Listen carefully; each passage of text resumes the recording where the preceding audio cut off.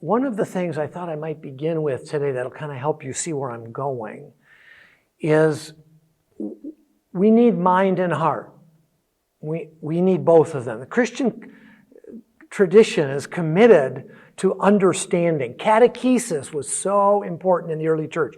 Nowadays we call it discipleship. It's very important that we understand what God's up to in salvation and who He is and who we are. We need the Bible for that. So the mind plays an essential role in the healing of the soul and in the redemption of the soul.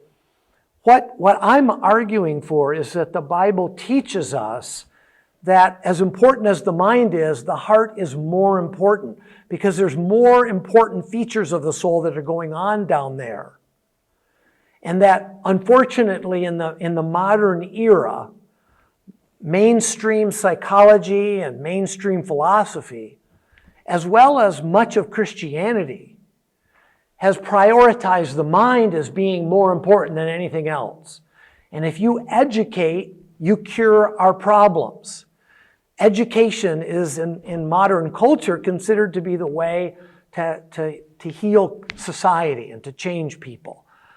And I think sometimes in the church we have assumed much the same. But what I'm saying is that we need both. I think there are some versions of Christianity, just as there are some versions of mainstream culture that have basically ignored the heart and not paid attention to it, just focused on the mind. That's not going to work from a Christian standpoint. We need both. But I'm going even further and saying we need both, but what we want to do is prioritize the heart over the mind. We need both, but the mind is where the focus of the new creation is directed.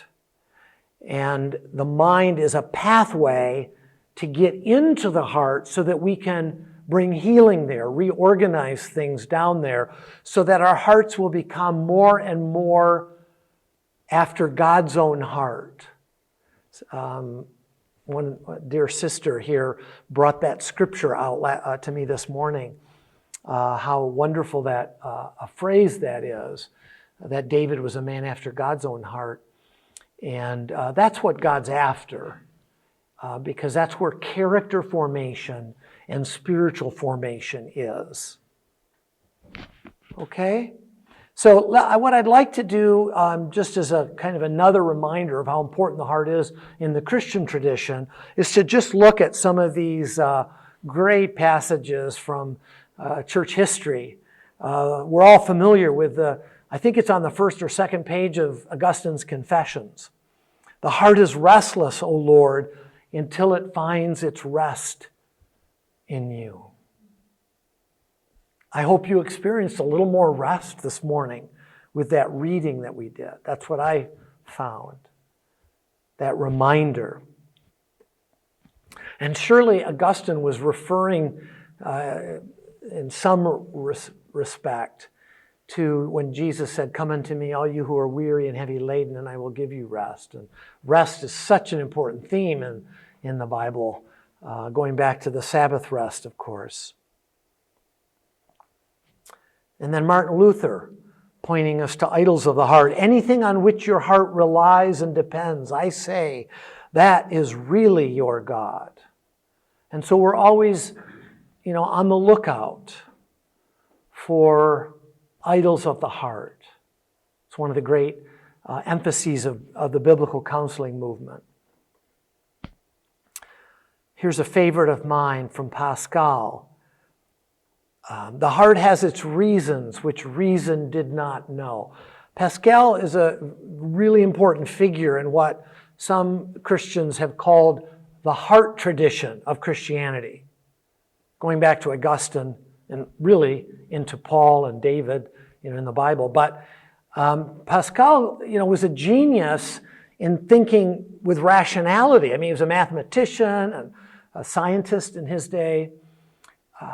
But he had a profound understanding of the difference between mind and heart.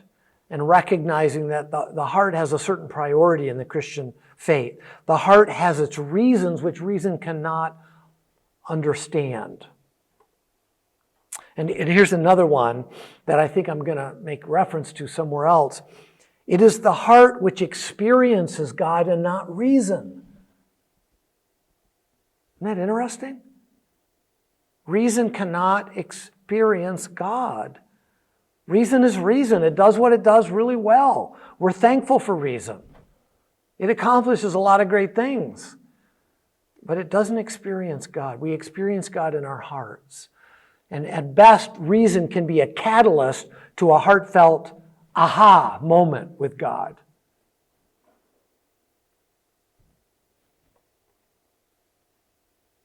One of my favorite authors in the heart tradition is Max Shaler, a phenomenological philosopher that wrote Ordo Amoris around 1914, I believe. And this Ordo Amoris is a phrase that you find in Augustine, the order of love, in contrast to the order of intellect. There are two orders to the soul. We couldn't say mind and heart, but this is just a fancy Latin way of bringing out the distinction. But Max Shaler wrote, I think it's a 20-page article on the Ordo Amoris, where he describes the order of love of a person. And he says, where a person's heart is attached, there, for him, is the core of the so-called essence of things. And part of the journey of the Christian life is becoming familiar with your order amoris, which according to Shaler also includes our hate. What do you hate? What really ticks you off? Is it injustice, evil in the world, or evil in your own heart? Or is it when you're inconvenienced?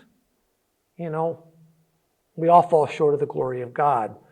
But our loves and our hates are a part of the topography of our souls. And according to the heart tradition, our challenge is to become experts in the lay of the land of our souls. And we can all go further in that journey than we have. And it's good to go there, to become an expert in the matters of the soul. For one reason, because you will love better. And for me as a therapist, it's essential that I grow in that. But I would argue that, being a therapist is just learning how to be a good friend with people. And all of us in that sense are called to become friends of one another more and more. And we become better friends as we come to know ourselves better, our souls better, so that we can help people with their souls. That's my understanding. And then Robert Roberts is a Christian philosopher still alive in our day. He is one of the great Christian philosophers in English, maybe of all time, but certainly living. And he's an expert in Soren Kierkegaard, who was one of the great Christian philosophers of all time. By the way, Francis Schaeffer didn't think so. Some of you are familiar with Schaeffer. And, Schaeffer just didn't understand Kierkegaard. It's become sort of a truism since Schaeffer died that he misread Kierkegaard terribly. It's understandable because the first people to read Kierkegaard in the 20th century were liberals. And Schaeffer misunderstood why that happened. But since then, a lot of evangelicals have been reading Kierkegaard, like Robert Roberts, and realized, oh my goodness, he was one of the great Christian minds of all time. And he's, European. Kierkegaard is considered the father of Christian psychology. He wrote a number of essays about Christian psychology. He called himself a Christian psychologist. The most important book of his, I think, none of his material is easy. I would say begin with a secondary source. I have found secondary sources to be so helpful in understanding him because he was just like too smart, and it took him forever to say anything, so I like reading secondary sources. As long as I'm talking about him, I might mention Robert Roberts has written a couple of great books on Kierkegaard. He just came out with probably his most important book on Kierkegaard, his understanding of moral character. It's pretty thick. Robert Roberts. I can't remember the title of the book, but you'll see it's it just came out within the last year. And it's something about character. But then the most important Christian author on Kierkegaard is C. Stephen Evans. He's written many books. He's considered probably the most important Kierkegaard scholar in our day. And he just came out with a book on Kierkegaard's spirituality that's really good. It's very accessible. Steve Evans is really readable. I love him because he brings things down to a place where I can understand them. But anyway, I was mentioning that his greatest Christian psychology work, Kierkegaard's greatest Christian psychology work, is called The Sickness Unto Death, which is a book about sin. It's the best book about sin ever written, in my opinion. And you can't have a Christian psychology without sin. Doesn't make sense. Because sin is such a defining term for the human predicament, the human psychopathology. I teach my students that there's a lot of kinds of psychopathology in the world. Schizophrenia, anxiety disorders, eating disorders. There's a lot of them that have been identified. But the worst psychopathology is sin, which everybody has that problem. But Christianity is a therapy specifically aimed at sin, healing us from sin. Anyway, this is Robert's definition of heart. Your heart is your inward self. I think he's trying to summarize the teaching in the New Testament about heart. Your personality, your actual you, and what you treasure. What's important to you, what you are centrally attached to, determines what that self is like. What you love is what you are. James K. Smith wrote a book recently, within the last 10 years, you are what you love. That's, summarizes that. There's a lot of things happening in our day that are bringing us to the heart, bringing us back to the heart. All right, I think that's it for my, just some wonderful quotes about the heart in the Christian tradition. So it's obvious that heart is important, I think, to Christianity and therefore to a Christian psychology. But what I want to suggest to mainstream psychology in our day is that you've neglected the heart to the detriment of the field of psychology in our day.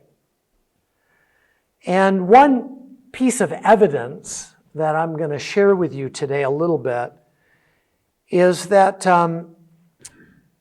in everyday speech, some of you mentioned this last night, in everyday speech, contemporary Westerners still frequently use the word heart in what are called various idioms, phrases that have heart in them that capture a certain kind of meaning.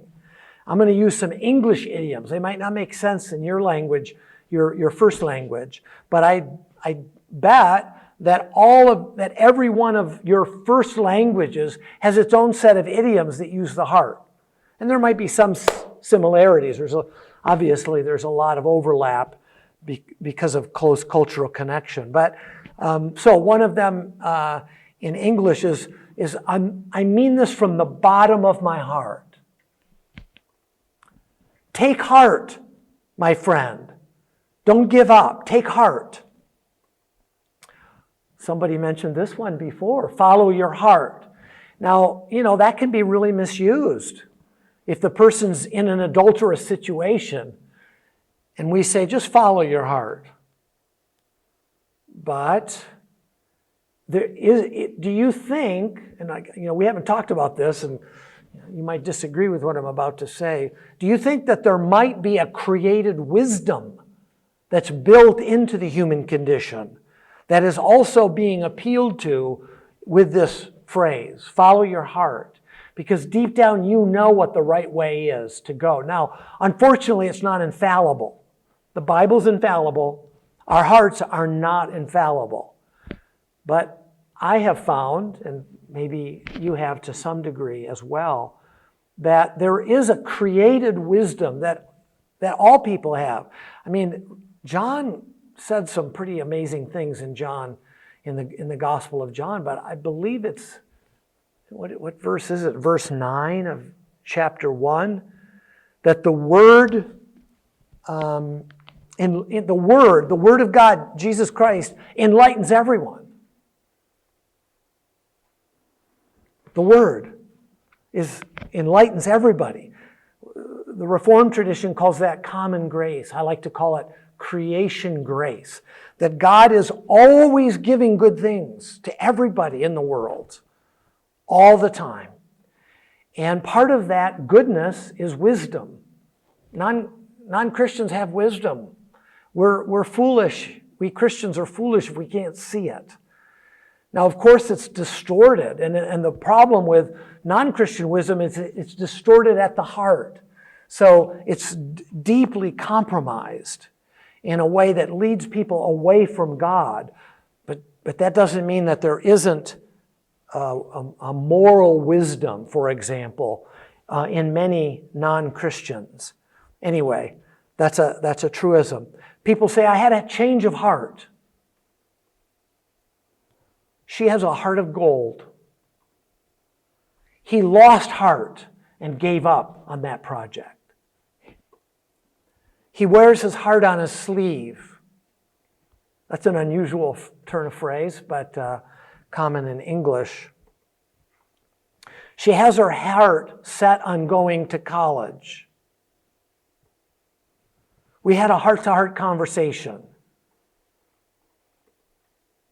He's heartbroken because he lost his job. So, English-speaking people continue to use the term heart to refer to a wide variety of psychological activities, suggesting that it's actually a very complex psychological concept. We would call it a lay psychological concept because it's not been developed in the scientific psychology of our day. But that's a problem of the scientific psychology of our day if it's not mapping onto the way we live our lives. And that's my point.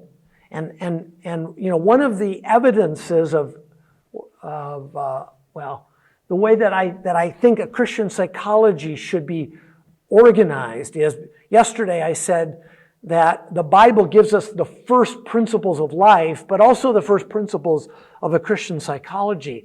And one of the things that we have to see immediately is that the Bible was written in everyday language, not written in advanced philosophical or scientific terminology, which surely God could have written the most complicated Bible of all, imaginable, right?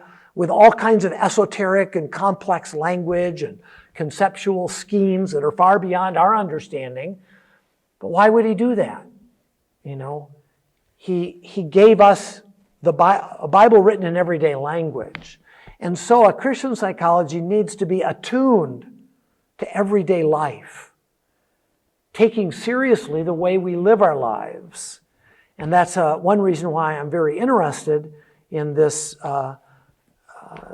in the heart, because we use the term commonly. So I want to talk a little bit with you this morning about yesterday we looked at biblical and Christian grounds for a psychology of the heart. And today I want to look with you at some lay and scientific grounds for a psychology of the heart. This is going to be a lot harder, and there's no way I can do justice to it. I'll just be honest with you. In part because I'm still working on it. I've just begun some research that I am long ways from finishing.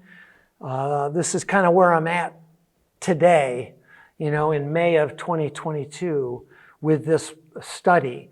I have a number of students who are helping me with it, but I think it's interesting, and I just want to bring you along as best as I can into my world to understand what it is that I'm doing and why it's sort of difficult to make the case to a secular world of why a psychology of the heart is worthy of our attention.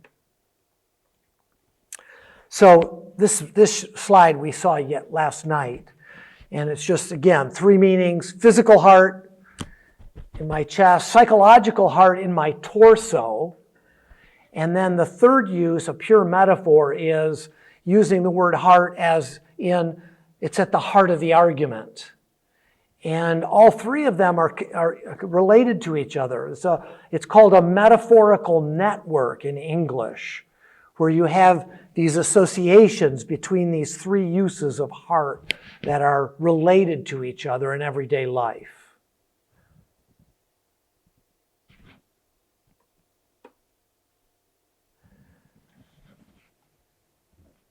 I did a Google search on the word heart beginning in 1500 up until 2019.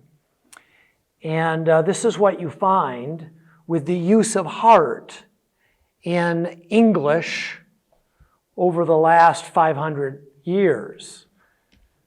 So, and part of it is based on what's available in the Google world. That's so it's biased by there are works that were written that haven't been put into the metaverse yet. But what you find is that in the 1600s, it's a huge use of the word heart, far outstripping any time since. And this was a time of great Christian renewal. In England, it was called the Puritan Revolution.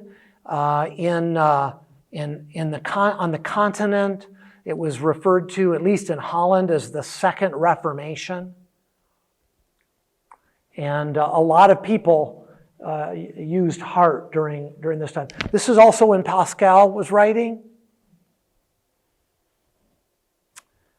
However, as the natural sciences made their inroad into Western thought, modernity, I would call it, modern philosophy, Descartes and Montesquieu and others, the use of the term heart goes down a bit, and then it starts to increase again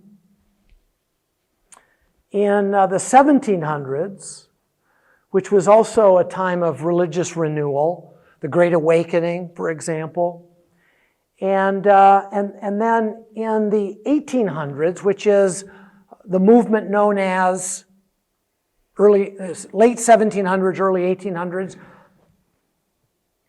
Jane Austen? Yeah, she was a part of that.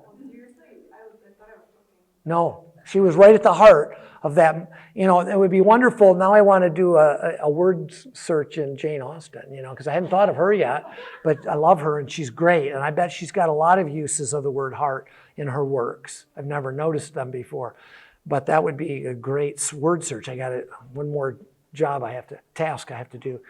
But she was a part of a literary movement called Romanticism. It had an impact on poetry. Goethe was one of the great figures on the continent. It was also big in England, and music. But there was a lot of use of the term heart, and then it started to decrease into the 1900s, which is this is the era of modern psychology, and then over the last 30 years, there's been an uptick in increase in use of the heart. But I've collected some data on Twitter.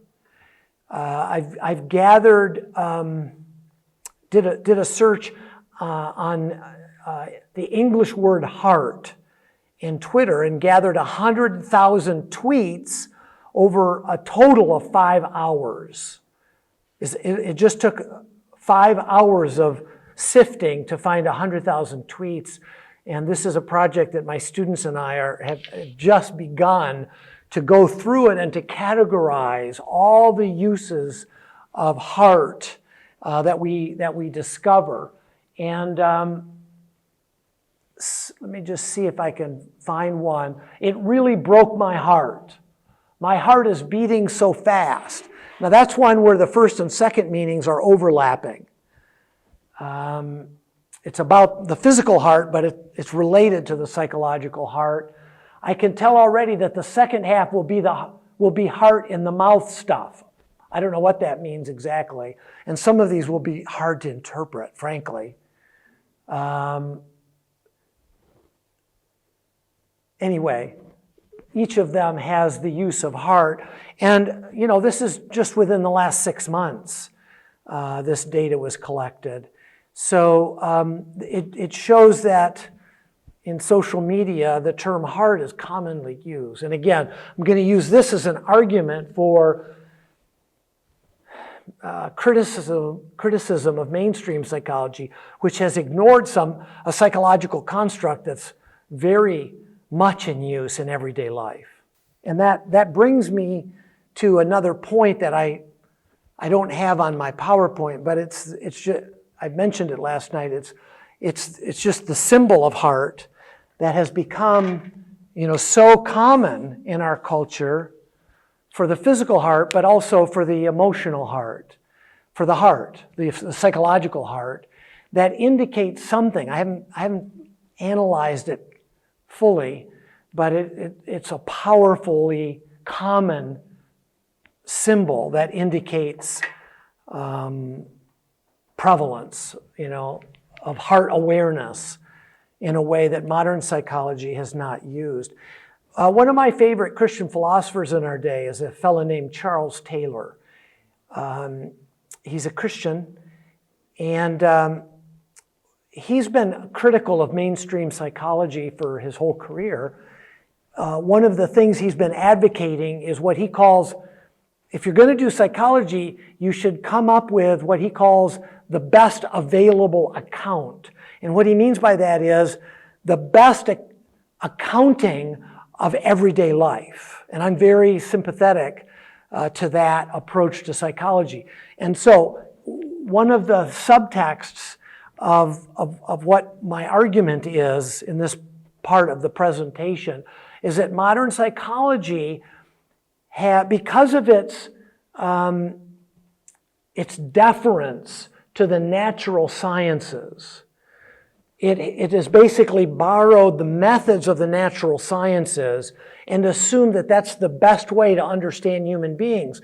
But in the process, they have cut off psychology from some of the ways we live our lives. And it's really complicated, and I'm not sure I can make a very, very good argument today about my concern and how to address that fully.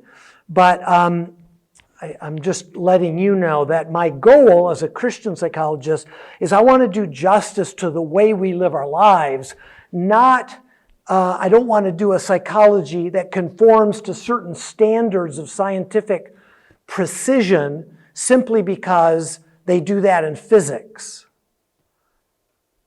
It may be helpful, and of course I believe that mathematics and careful observation and statistics can be helpful, but only if they're subordinated to life lived in the real world. And obviously there have been criticisms of mainstream psychology. We talked about a little bit last night, logotherapy. Humanistic and existential psychology made that critique back in the 60s and 70s, but they got overwhelmed by the continuing pressure to conform to the natural sciences. And they lost most of their voice, I would say, except in psychotherapy. And I don't think, right now it's possible to really fight that. That tidal wave has only grown in American psychology over the last 50 years. But I hang out in APA, the American Psychological Association. I hang out in the theoretical philosophical division. And those folks are happy to critique mainstream psychology, and many of them are agreed that there's something wrong with the methodology of modern psychology that is distorting the field. I don't know if this would be helpful to any of you, but currently in America, among this group, the most popular way of describing their philosophy of science is calling it hermeneutic psychology, which is obviously big in Europe, bigger in Europe than it has been in the United States. But Paul Ricoeur and Hans Gadamer were two of the leading figures of hermeneutic philosophy in the last half of the 20th century. And there's a group of psychologists that really believe that it's all about interpretation of language as the primary method for understanding, for developing psychology, rather than measurement and statistics. Not that they're against those, but just that they have to be subordinated to an understanding of language. And I'm in fundamental agreement with that in what I'm trying to do. This next section is where I'm most unsure about how much detail to go into. I want to try a little bit to explain, to justify why modern psychology has neglected the heart, and also to explain why it's going to be difficult for me to make the case that we should attend to the heart to mainstream psychology given their assumptions. So I think I touched on this last night. I didn't read through this paragraph, but research on the brain shows that most of what we are calling the heart happens in the brain, in the limbic system, or parts of the cerebral cortex that are dedicated to emotional and moral processing, in the prefrontal cortex especially. And therefore nowhere near the physical heart or the torso.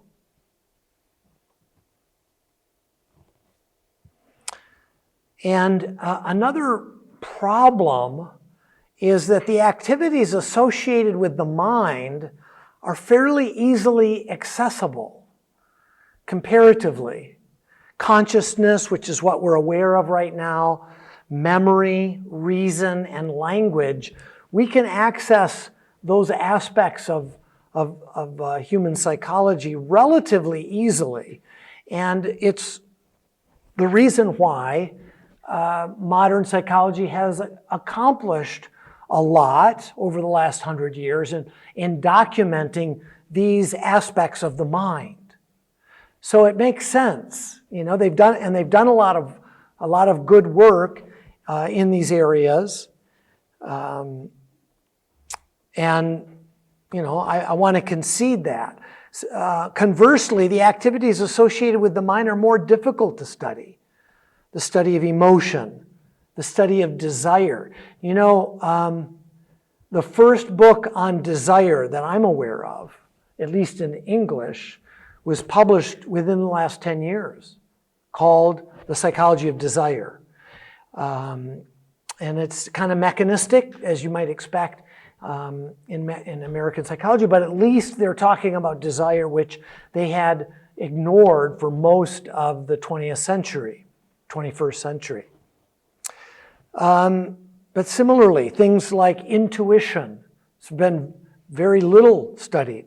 Morality, very little studied. And spirituality, although there's been more research on spirituality over the last 100 years than probably any other area because of the psychology of religion. But these are all areas that are harder to study. And that has prevented modern psychology from doing research on them. Gee, we talked about this last night.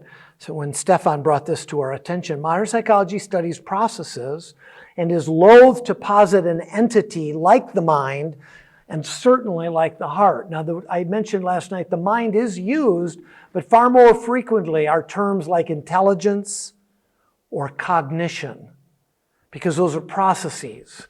And for some reason, I think it's, they haven't thought carefully enough about it. It's considered more legitimate to talk about a process than a structure or an entity, particularly an entity. As a result, the psychological heart is considered merely metaphorical. I mentioned that yesterday. Oh, and then you've seen that last night. Some of these are repetition. Now, we didn't talk about these. Wilhelm Wundt is the father of modern psychology. He's an interesting figure because while he started, he used natural science methods in the application of studying sensation and perception. I'm trying to remember what else he did, but it was quickly extended to memory and even action, volition. But he also, later in his career, he did a whole 10-volume set of studies on Volkerpsychologie, folk psychology, lay psychology, where he studied what I'm studying. So he was not opposed to lay psychology, but he was he had a very rich view of psychology, and he believed that we needed to do psychology according to natural science methods, which he started in commonly considered the founding of modern psychology, 1879, in his laboratory in Leipzig. But then later in the 20th century, the next 20 years, he worked on this lay psychology. However, in 1912, in his book, An Introduction to Psychology, which has been translated into English, he says the goal of psychology is to discover the facts of consciousness and its combinations and relations, the facts of consciousness. That was how he understood psychology. So it's very much about the mind, because the mind is identified often with conscious awareness, whereas the heart is something that's just outside of consciousness, but we can become aware of the heart if we attend to it. Anyway, this helps to explain the journey of modern psychology and ignoring the heart. William James is the father of American psychology, and he defines psychology as the science of mental life, study of the mind. And his student, E.L. Thorndike, just a little later, defined psychology as the science of mental facts or of mind.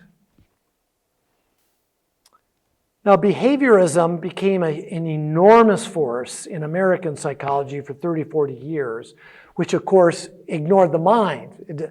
American psychology became so positivistic that it said we can't, even the mind and mental facts are irrelevant for this, for legitimate psychology. We're going to stick only to what observation and measurement can do in the physical world. So they basically took the methods of the natural sciences to their logical extreme. But by almost everybody's reckoning in Europe and in America now, we recognize that was a disaster. Maybe disaster is too strong a term to describe how modern psychology views that history, but nobody thinks that modern psychology should be dominated by the study of rats and pigeons or monkeys. Nobody thinks that anymore. Mainstream psychology says that's helpful, but nobody considers that should be the dominant approach. So in the 50s, a new movement came along that's been called the cognitive revolution. And this is where the mind came back to become the dominant focus of at least American psychology over the last 70 years. And I think it's fair to say that European psychology has followed suit, that now some great work has been done in Europe in cognitive psychology, and I'm not that aware of European psychology, but I'm aware that they've done a lot of work in action and volition, more so than in America. They kind of led the way, but using natural science methods in the study of action. Anyway, sorry if that's, most of you are not interested in psychology, the science of psychology, but let me just bring us up to the last 10 years. David Myers and Nathan DeWall have written a very popular American psychology textbook where they define psychology as the science of behavior and mental processes. So I've just encapsulated 100 years of American psychology. And it even with allowing for behavior now is in the definition of psychology in, I think this was 2013, that definition, no, 2020, that definition was published. There's still a narrow definition of the psychology is the study of, not the heart. That's my point. The last section of our time today is I'm going to go into caritative therapy and talk about what does it look like to do soul care on the heart. But before we get there, I'm just going to touch on, I want to make a case for why modern psychology should pay attention to the heart. Reference to the psychological heart goes back to ancient cultures around the world. In early Egypt, before the Bible was written, words for heart were being used for the psychological heart. And of course, we find them in the Hebrew scriptures, which goes back a long ways. The heart is one of the foremost important organs in Chinese medicine, leading to many psychological influences in China, evident in the way they do medicine and also their language system. The heart is a very important concept. As a result, the Mandarin word for the physical heart shows up in many Chinese ideographs. The diagrams that they use for their language system, which possible for Westerners to understand unless we take Chinese. Many of them have embedded in them the word heart, as well as another word that together has a new meaning. Heart is very powerfully important in Mandarin. I have a few students, Chinese students, who are working on doing some research and collecting a lot of these ideographs as a way of documenting cross-cultural influence, not just in the West, that psychological heart is important, but it's around the world, at least in Eastern cultures. I also want to do some research in Africa, because I think that would be really cool if we could find some evidence in African culture as well. Now, this is going to be kind of hard, but I want to see if I can make the case here. I was talking with our room monitor about the physical heart, because she's an eye doctor who also collects data on blood pressure with her patients. And she just mentioned that she's aware that blood pressure is correlated with stress. She sees it with her patients, and this is commonly recognized in the medical field. The relationship between what we call the body and the soul is well documented in medicine, even though they don't agree that we have a soul. They don't have category for the soul, but they make reference to the mind is about the best that they come up with.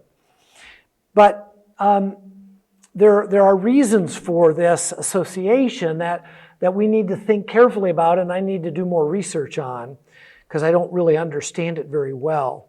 But the study of the human nervous system has understandably focused on the central nervous system. But the peripheral nervous system, which is scattered throughout the rest of our body, particularly the nerves located in our torso, around our heart, around our lungs, in our stomach area, in our digestive system, there are thousands of neurons in our torso, and there's a feedback system. Not only does our brain tell our digestive system when to work and when to shut off, but there's a lot of information from our torso going back into our brain, letting us know what's going on down there. Most of it we're not aware of. It's occurring in the autonomic nervous system. It's happening automatically. But nevertheless, there's a dialogue going on in our bodies that we can become more or less attuned to. There are 40,000 neurons associated with the heart that are recording information that we're aware of when our heart skips a beat, we say, or we experience a pain in our heart, or a heaviness there. You know what I mean by that? But that's referring to something going on regarding our heart and the nerves that are attended to it, that are connected to the vagal nerve that communicates to our brain how we're doing. Well, what I'm trying to do right now is explain why we humans came up with this metaphor for the psychological heart.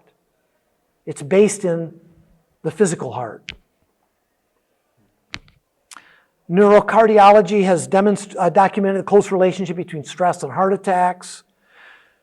Researchers have found that human well-being is correlated to heart function. There is, in fact, significant relation between both the physical and the psychological heart.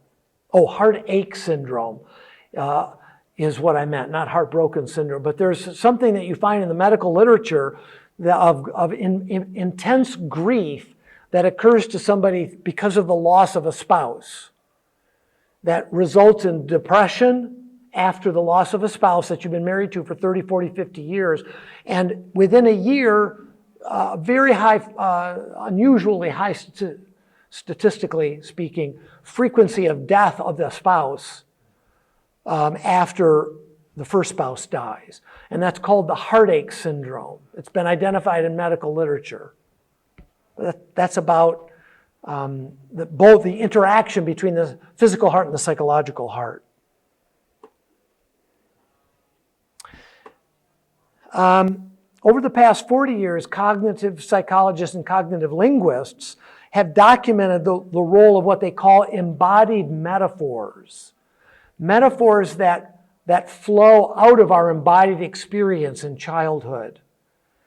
The words up and down are significant in at least the English language, and I think in all languages around the world. I'm pretty sure this has been documented by linguists around the world. Very simple, but up is good and down is bad. I'm feeling down. I'm feeling up today. Well, what's that about? Well, when you're 4 years old, everything is up and down. And being down is sad, but being up and picked up and carried and thrown up are good. And these are woven into our psychology because they're a part of our embodied experience in early childhood. Now, I'm just kind of telling you that, but there's been now dozens of books and hundreds of articles that have documented this important influence in human life. Jean Piaget, one of the great European psychologists of the 20th century, recognized that children in the first 2 years of life, their cognition is grounded in their sensory experience and their embodied movement, primarily because they haven't learned language yet and they can't form the kind of linguistically based concepts that we take for granted in adulthood. Well, that was a brilliant insight, and it began a whole movement of research on how important our bodies are to our psychology. Now, in my opinion, at least, I studied and have taught Piaget for years. My reading of Piaget, maybe I'm misinformed because of how he was interpreted in the U.S., but my reading of Piaget is that he studied the first 2 years and called that the sensory motor period of cognitive development. But after that, he ignored it and studied the development of linguistically based cognition, particularly the development of formal operations, formal logic. And that's fine, that's very important, and I consider him a giant in modern psychology. But more recent research has gone back in a way to think more carefully about, well, what's the impact of those first 2 years on us as adults? And the realization has been that our bodies are still really important to our psychology, and that we're still assuming a lot of influence from our bodies. As children grow older, we enter into a language system that has been working with, the language system has been working with embodied experience for millennia. Some of it from other language systems like the Hebrew and the Greek, but then those were translated into our language system. And now we've been influenced by Hebrew emphasis on the heart because it has been incorporated into all of our languages. So that single words and other language forms like idioms have been used to label and come to constitute human life as we now experience it. As mentioned above, the psychological heart is a metonymy. This is a figure of speech in which a part of a semantic system surrounding our body, my heart hurts, is used to refer to the whole. For example, in the sentence, the White House released a document today, or the Kremlin released a document today. The Kremlin or the White House is one part of that system that refers to the whole. And so when we use the word heart, we're referring to a physical entity originally, but it actually refers to the whole of our embodied experience in our torso. And because of the nerves that are distributed throughout our torso, and the fact that we're receiving information about what's going on there all the time, we have developed a rich language system that explains the idioms that we find in all of our languages about heart. Does that make sense? You following what I'm saying? I'm trying to explain why everyday language uses the heart all the time. And it's because of our journey from infancy into adulthood where we're still paying attention to what's going on in our torso.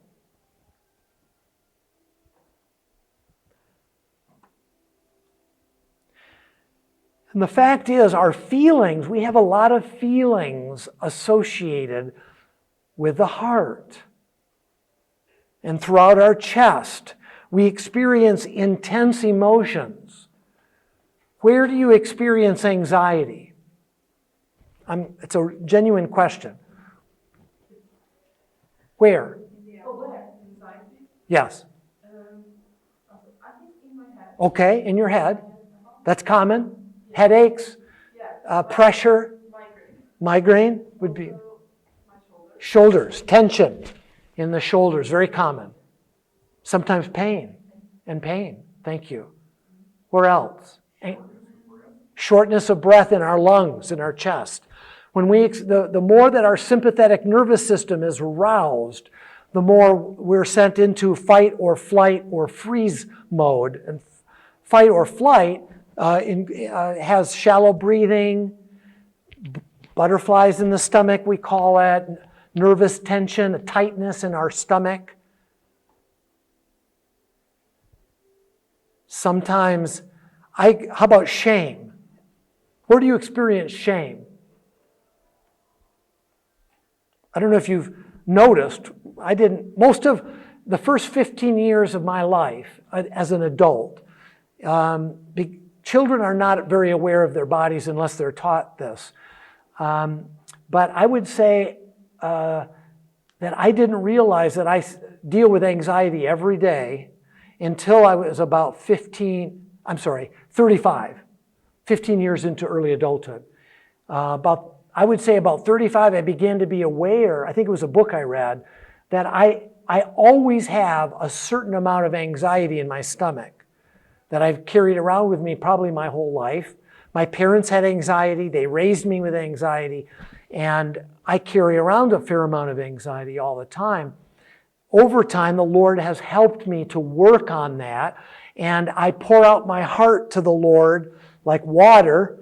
Every day I try and do that in my devotion time, where I surrender my anxiety to Him. And I've gotten to the point where if you give me 20 minutes, I can pretty much release all the anxiety I carry. Because I practiced it for a while, and I would say all of you could do the same. If you struggle with anxiety or some kind of a dominant negative emotion that you carry around with you, that it's possible to address that in a fairly conscious way. But how does that happen? Well, we have to direct our attention not just on our minds, whereas where we've been taught to keep them. Don't worry about what's going on down there. Just focus on your mental life. And what I'm suggesting, and many psychologists nowadays are also suggesting, is we also need to get into our bodies, and particularly because that's where our emotions are being manifested.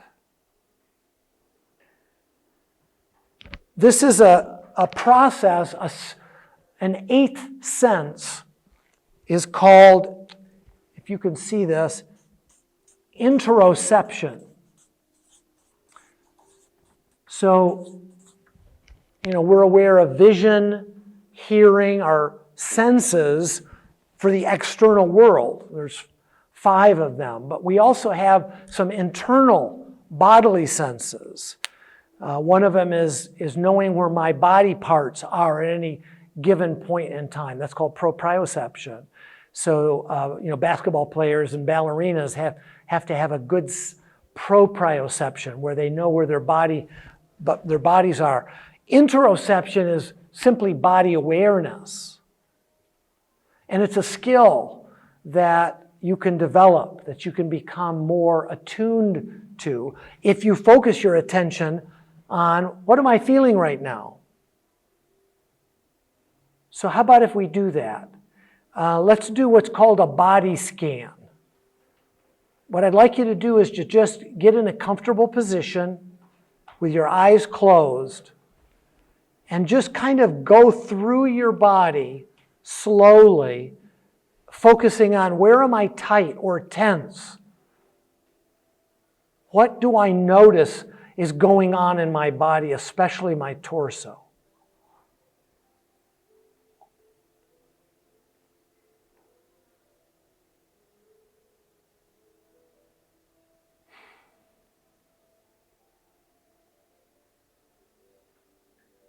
Do you feel restless? Tense? Do you have any pain? Are you still full from breakfast?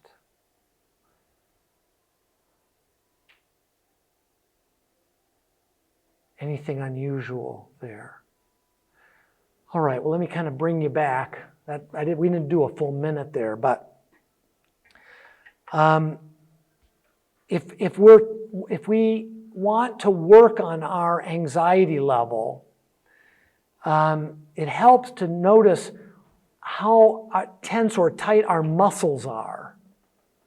You know what fidgeting looks like with your foot, jiggling a lot. Well, that's an indicator of an aroused sympathetic nervous system. And it's okay if you do that. I've always had a tendency to be fidgety.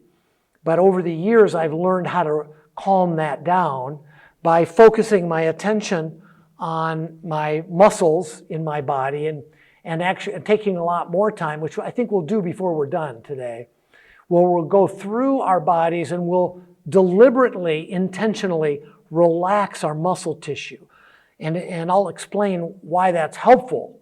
It turns off the sympathetic nervous system and turns on the parasympathetic nervous system, which lowers our arousal and makes us feel more calm.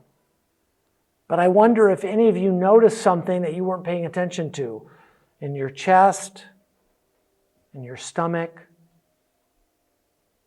I feel some anxiety in my stomach. I usually do when I'm teaching. It's just kind of an intense experience to teach.